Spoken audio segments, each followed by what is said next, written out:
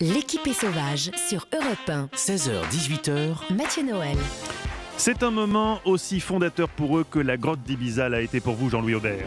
Après 2 heures d'une lutte acharnée, nos journalistes en compétition vont enfin découvrir le verdict. Ils sont pas nus. Oui, et encore. On n'a pas fait de substance. On ne voit pas ce qui se passe sous la table. Qui va être élu chroniqueur du jour? Pour convaincre notre invité, il leur reste la séquence du qui ou double, ce petit argumentaire choc que chacun doit livrer pour faire pencher la balance en sa faveur. Argumentaire plus ou moins alambiqué selon les journalistes. Sauver les insectes, c'est un petit peu sauver le monde, donc voter pour moi, c'est un petit peu sauver le monde. Ça, c'était quand même n'importe quoi, Anne Le Gall.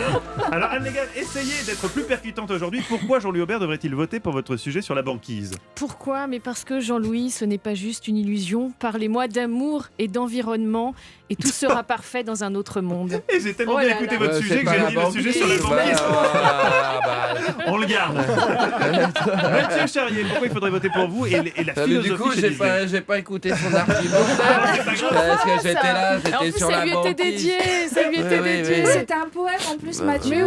Pardon. Alors Anne Le Gall, nous vous écoutons. Pourquoi faut-il voter pour vous, Anne? Pourquoi? Parce que ce n'est pas juste une illusion. Parlez-moi d'amour et d'environnement et tout sera parfait dans un autre monde. Ah oui, effectivement. 4 titres. Ah, il y a eu du travail. 4 titres en une réponse. Mathieu Charrier, Ça va être plus terre à allez-y. terre, moi. Non, j'espère que j'ai réussi à enchanter Jean-Louis Aubert avec la philosophie, contrairement à son professeur de lycée, visiblement.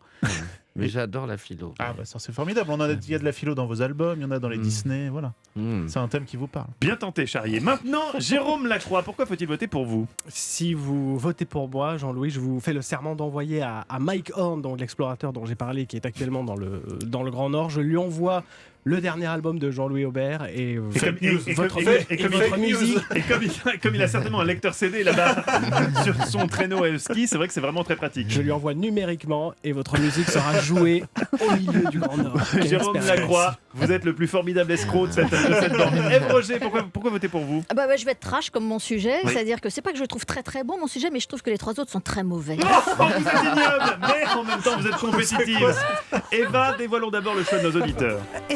Ils ont bien entendu la voix d'Ève Roger parce Non, que c'est pour elle c'est qu'ils ont vrai. voté. Mais c'est pas possible. Mais qu'est-ce que vous leur faites aux auditeurs? Ils m'aiment, c'est Mais tout. vous faites des extras en dehors de votre c'est pas possible. En ce qui me concerne, je donne mon point aujourd'hui à Mathieu Charrier qui a eu le courage de parler philosophie sur cette Dans cette antenne émission. entre 16 et 18h. Et ça, j'apprécie. Mais vous le savez ici, le dernier mot revient à notre invité d'honneur. Attention Jean-Louis Aubert, je sais que vous êtes quelqu'un de naturellement bienveillant. Je vais donc vous demander de bien vouloir aller contre votre nature en éliminant sèchement 3 journalistes pour n'en garder Mais c'est qu'un. pas possible, vous foutez de moi là. Non, Qui, mais... selon vous, Mais mérite non, d'être mais élu je ne chroniqueur du répondrai jour? pas. Ah si, vous répondrez. Mais puisque le public a voté, que vous avez voté, non, il y a c'est vous. égalité là. Vous, ça compte triple. C'est vous qui faites le choix en fait. Mais je ne peux pas. Faites-le.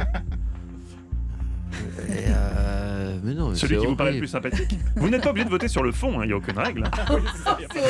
Il y en a même un qui a voté un jour pour quelqu'un parce que c'était l'attaché de presse de sa femme. Sa femme était l'attaché de presse de notre invité. Donc c'est pour vous dire où on en est. Je crois que je vais voter pour Anne. Vous votez pour Anne, mais il faut dire que... Aujourd'hui, Anne Le Gall, vous nous parlez d'un mal nouveau psychologique, la solastalgie. Voilà, solastalgie, ça vous fait penser à quoi? Ça pourrait Nostalgie. être... Nostalgie. Ouais. Nostalgie, oui. Ouais. Alors, Cela, c'est peut-être la nostalgie du sol. du sol. Alors, en fait, c'est l'angoisse Et c'est liée ça, non au réchauffement climatique. Il ne faut pas chercher de racines Incroyable. grecques ou latines. J'étais En pas fait, mal. ça vient de l'anglais. Ouais. Ça vient de soleis, qui signifie réconfort en anglais. C'est un mot qui a été inventé en Australie dans les années 2000. C'est en fait la peur de perdre son cocon, de perdre son chez-soi. Et on parle aussi d'éco-anxiété. Alors, par exemple, quand l'été dernier, la jeune chanteuse Angèle se met soudain à son piano après avoir lu un article dans la presse sur le réchauffement climatique, ça s'apparente à de la solastalgie. Mais quand on se rendra compte du temps qui nous reste en fin de compte. Voilà, elle a lu un article pas cool, elle a les boules, elle dit qu'on est dans la merde. Sa vidéo a été vue 2 millions de fois. Petite parenthèse pour nos auditeurs, si jamais dans la même saison je reçois Jean-Louis Aubert et Angèle, j'arrête ma carrière, je rends les clés. Et oui, je le retire, je le retire. C'est L'invitation pas- est lancée. Attention, parce que moi j'ai très envie de rencontrer Angèle aussi. on aurait pu organiser ça le même jour, ça aurait On été fera très un bien. duo et on fera un live. Continuons, pardon Anne Le Gall pour cette digression. Alors en tout cas, l'éco-anxiété, c'est plus courant qu'on ne pense, notamment chez les jeunes. Dans son cabinet de consultation, le docteur Stéphane Clerget estime que cette angoisse concerne 1 enfant sur 5. Ils s'inquiètent du fait qu'il n'y ait plus d'animaux, ils s'inquiètent de la pollution. D'ailleurs, ils peuvent dire à leur père ou à leur mère de rouler moins vite. Ah oui. Et certains Des peuvent joies. s'inquiéter en disant qu'ils ont peur que le monde disparaisse. Alors à la fois, ces inquiétudes-là existaient déjà avant, c'est-à-dire que les plus jeunes avaient peur de la fin du monde, peur que la Terre explose. Simplement, là, c'est l'angoisse qui est en train d'occuper la première place. Est en train de passer, par exemple, devant les angoisses des attentats, en tout cas en région parisienne. Est-ce que c'est normal d'avoir cette angoisse qui monte? Alors en tout cas, c'est logique parce que d'après les projections climatiques, un enfant qui naît aujourd'hui vivra avec 4 degrés de plus avant d'avoir atteint ses 70 ans. Ça signifie plus de canicules, plus de tempêtes, une production agricole modifiée.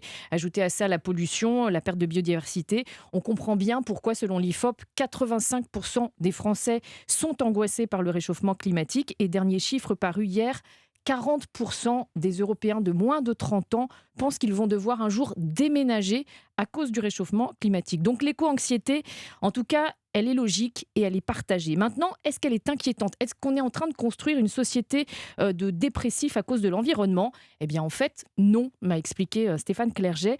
En tout cas, pour beaucoup de Français, l'éco-anxiété, en réalité, vient se substituer à des angoisses existentielles qui se seraient exprimées de toute façon. Donc pour un enfant, par exemple, c'est normal d'avoir peur de perdre ses parents, son chez-soi, ses repères.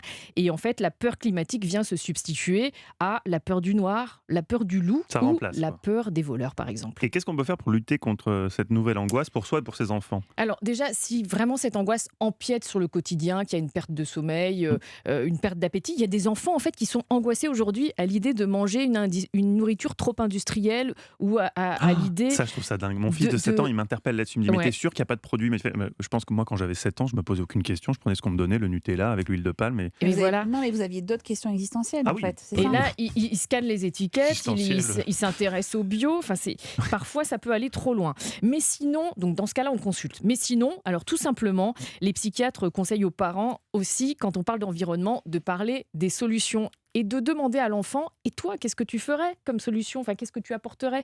On peut parler aussi des énergies renouvelables. On peut inviter l'enfant à tisser des liens avec la nature, à s'intéresser aux plantes, aux animaux, à aller se balader en forêt.